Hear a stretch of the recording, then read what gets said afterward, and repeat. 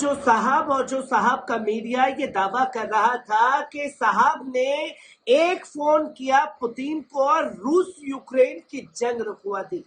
जी हाँ, मैं बात कर रहा हूं देश के प्रधानमंत्री श्री नरेंद्र मोदी जी को लेकर के, क्योंकि यही दावे जो हैं वो युद्ध के दौरान दिखाने की कोशिश गोदी मीडिया ने की, पर वही गोदी मीडिया को और देश के प्रधानमंत्री श्री नरेंद्र मोदी जी को धधकता हुआ मणिपुर दिखाई नहीं दे रहा है, जिस पर पूरी तरीके से आंखें मूंद ली गई है। और देश के प्रधानमंत्री जो है कर्नाटक चुनाव में रैलियां खेल रहे हैं और उन्हीं का राज्य यानी कि बीजेपी शासित राज्य जल रहा है और उसके जलने के कारण वहां पर 355 लागू कर दिया है।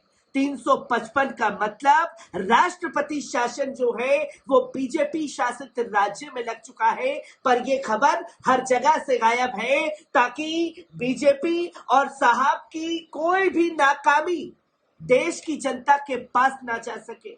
पर चिखती हुई मणिपुर की ये आग गवाही दे रही है कि आखिरकार इसे जलाने में किन लोगों का हाथ है, किस तरीके से आग लगी हुई है और आग लगने का मेन कारण क्या है।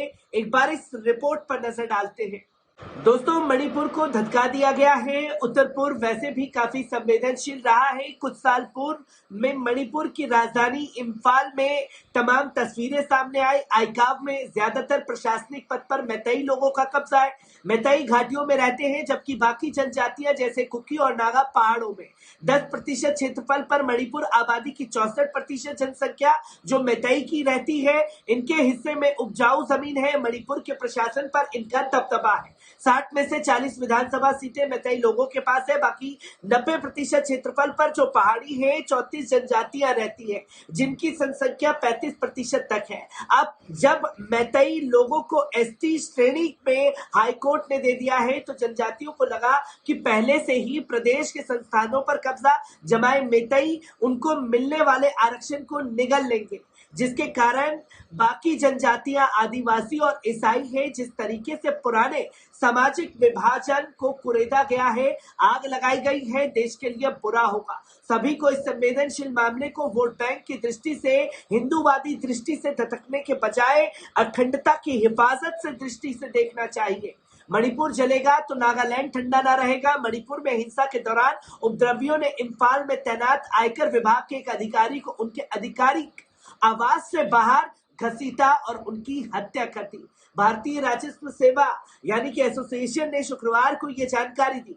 आईआरएस एसोसिएशन ने ट्वीट किया कि भारतीय राजस्व सेवा संगठन इम्फाल में हिंसा के कार्य कायरतापूर्ण उसमें आयकर सहायक की हत्या की कड़ी निंदा की है। आईआरएस एसोसिएशन ने कहा कि ड्यूटी पर तैनात एक निर्दोष जनसेवक की हत्या को कोई वजह या विचारधारा न्यायोचित नहीं ठहरा सकती। मुश्किल की इस घड़ी में उनके परिवार के प्रति हमारी संवेदनाएं हैं। भारतीय राजस्व सेवा संगठन के हाउकोपिक की तस्वीर भी पोस्ट करते हुए कहा कि उन्हें बदमाशों ने इम्फाला में उनके आधिकारिक आवास से बाहर घसीटा और पीट कर उनकी हत्या कर दी। ये एसोसिएशन आयकर विभाग की कर्मियों की अखिल भारतीय संस्था है। आपको बता दें कि मणिपुर में 3 और 4 मई की रात जातीय संघर्ष चरम पर रहा। भारतीय सेना अर्धसैनिक बलों की तैनाती के बाद राज्य में शांति स्थापित हो सके। कानून व्यवस्था स्थापित करने के लिए राज्यपाल को दंगाइयों को देखते ही गोली मारने का आदेश देना पड़ा। रक्षा प्रवक्ता ने बताया कि हिंसाग्रस्त इलाकों में 13,000 लोगों को बचाया गया है और सुरक्षित स्थानों पर ले जाया गया है। वहीं घाटी के आसपास के विभिन्न पहाड़ी जिलों में कल सुबह के समय जनजातीय समूह और सुरक्षा बलों के बीच रुक कर गोलीबारी की खबरें आती रही, लेकिन तब से वहां शांति का माहौल बना हुआ है। स्थानीय सूत्रों की माने तो मोहित जनजातीय समुदाय के बीच आपसी संघर्ष में 36 के करीब लोग मारे गए हैं। 100 के करीब घायल हुए हैं। हालांकि मणिपुर पुलिस ने इसकी पुष्टि नहीं की है। दी न्यू इंडियन एक्सप्रेस ने अस्पताल के सूत्रों के हवाले से बताया, शुक्रवार रात हिंसा के शिकार बताए गए कुल 36 शवों को इम्फाल पश्चिम जिले के क्षेत्रीय आयुर्वेदिक संस्थान के मुर्दा घर में लाया गया है।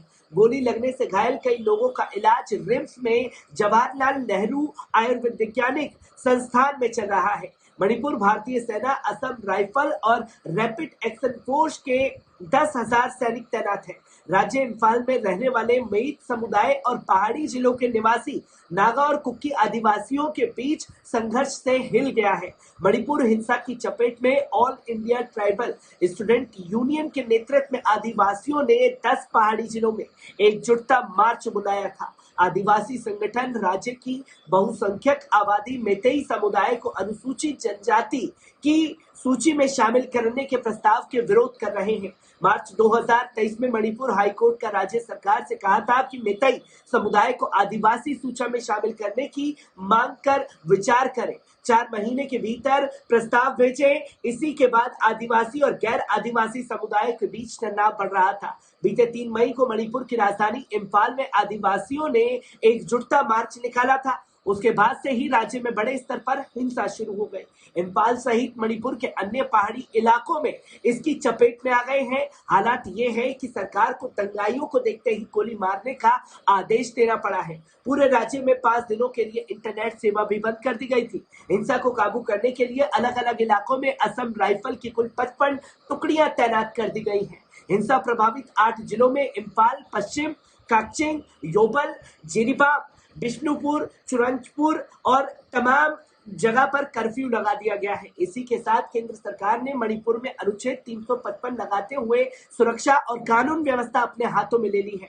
अनुच्छेद 355 राष्ट्रपति शासन नहीं है तो फिर क्या है? राष्ट्रपति शासन से ये कितना अलग है? ये सब बातें साथ ही बताने की जरूरी है। 355 कर्नाटक से क्या कनेक्शन है? विधानसभा चुनाव की तैयारियां जोरों पर है। भारतीय संविधान के अनुच्छेद में आपातकाल से जुड़े प्रावधानों यानी कि emergency provision in India constitution का जिक्र साफ शब्दों में किया गया है। नाम से जाहिर है कि ये तमाम अनुच्छेद आपातकालीन स्थितियों से निपटने के लिए केंद्र सरकार को विशेष शक्तियां देते हैं।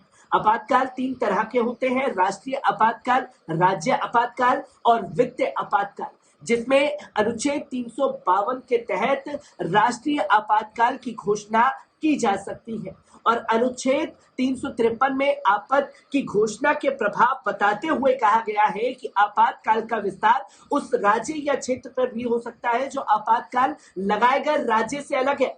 अनुच्छेद 354 केंद्र और राज्य के वित्तीय संबंध को प्रभावित करता है। 355 में कहा गया है कि केंद्र की सरकार बाहरी आक्रमण और आंतरिक अशांति से प्रत्येक राज्य की रक्षा के उपाय करे। 356 राष्ट्रपति को भारत के किसी राज्य में राष्ट्रपति शासन लगाने और संविधान लागू करने में असफल राज्य को निलंबित करने का अधिकार दिया गया है। अनुच्छेद 357 में राष्ट्रपति शासन के समय विधायी शक्तियों का प्रयोग का इस्तेमाल किया जा सकता है। 359 अभिव्यक्ति की स्वतंत्रता को निलंबित करने का दिया गया है और 359 के तहत आपातकाल के दौरान अधिकार निलंबित किए जाते हैं और अनुच्छेद 360 में भारत के किसी राज्य या देश में वित्तीय संकट आने पर वित्तीय आपातकाल लगाने का प्रावधान दिया गया है। संविधान के अनुसार राज्य में शांति और कानून व्यवस्था बनाए रखना राज्य सरकार की जिम्मेदारी है, लेकिन किसी राज्य का कोई बाहरी आक्रमक या गंभीर किस्म की आंतरिक हिंसा और अशांति पर केंद्र सरकार उस राज्य की कानून व्यवस्था सुधारने के लिए दखल देने का अधिकार रखती है। उसे अधिकार मिलता है कि अनुच्छेद 355 से इसके तहत केंद्र सरकार और राज्य की पुलिस व्यवस्था, सेना की तैनाती और सुरक्षा सुनिश्चित करने के लिए जरूरी कदम उठाने का अधिकार रखती है। अनुच्छेद 355 लगाने के बाद की सुरक्षा और वहां संविधान लागू करने की जिम्मेदारी केंद्र सरकार की हो जाती है, जिसकी तस्वीरें लोगों के सामने आ रही है। और इतनी बड़ी खबर को ऐसे नजरअंदाज किया गया है कि मणिपुर में सब कुशल मंगल है। सुबह उठते ही गोदी मीडिया का कैमरा मोदी जी पर रोल कर दिया गया है और उसी पर खत्म कर दिया जाएगा। पर धधकती हुई तस्वीरों पर बात करना जरूरी है, जहां बीजेपी शासित राज्य में राष्ट्रपति शासन लागू कर दिया गया है। मणिपुर से आ रही हर एक तस्वीर आपके साथ साझा करता रहूंगा। दीजिए इजाजत, शुक्रिया।